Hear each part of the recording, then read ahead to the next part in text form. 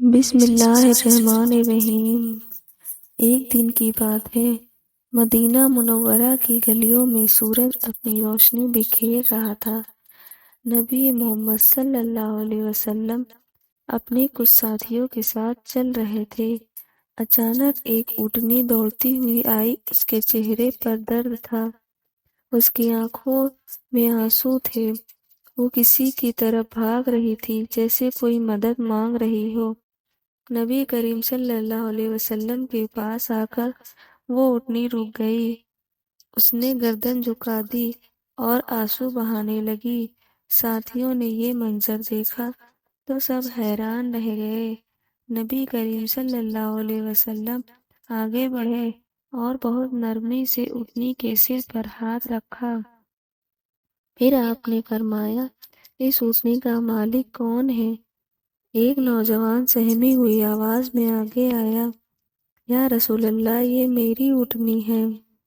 نبی کریم صلی اللہ علیہ وسلم نے فرمایا، کیا تمہیں اس اونٹنی پر رحم نہیں آتا؟ اس نے مجھ سے شکایت کی ہے کہ تم اسے بہت بھوکا رکھتے ہو، اس پر زیادہ بوجھ ڈالتے ہو اور اس کا حق ادا نہیں کرتے۔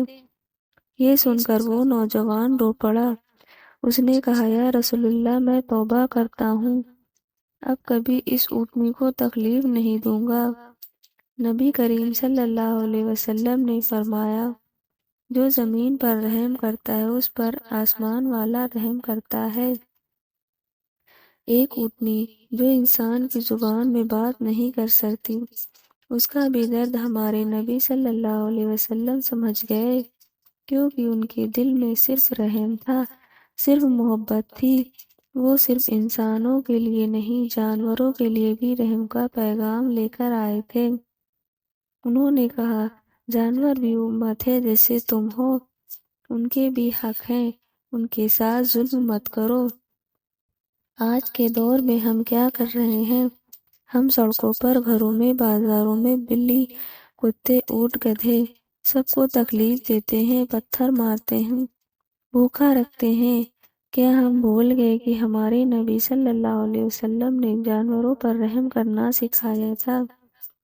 اگر کوئی اونٹنی، کوئی بلی، کوئی چڑیا بھی بھوکی ہے اور تم نے اسے کھانا کھلا دیا تو اللہ اس ایک نیکی پر بھی جنت ادا کر سکتا ہے۔